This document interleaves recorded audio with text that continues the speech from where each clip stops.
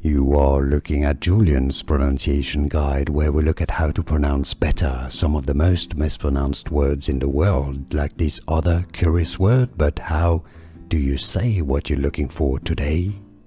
Let's learn once and for all how to pronounce the name of this team from the NBA. If you want to learn more confusing NBA names, make sure to stay tuned. So Cleveland, you knew that already. Ohio, the Cavs is short. Cavaliers, it comes from the French word cavalier, which means knights. It's also an old English word that comes from French, cavalier. Cavaliers is the American English pronunciation. British English would be cavalier, cavaliers. In American English, Cavaliers. Essentially, just remove the E at the end. Cavaliers. Cleveland Cavaliers. It's easy, and now you know.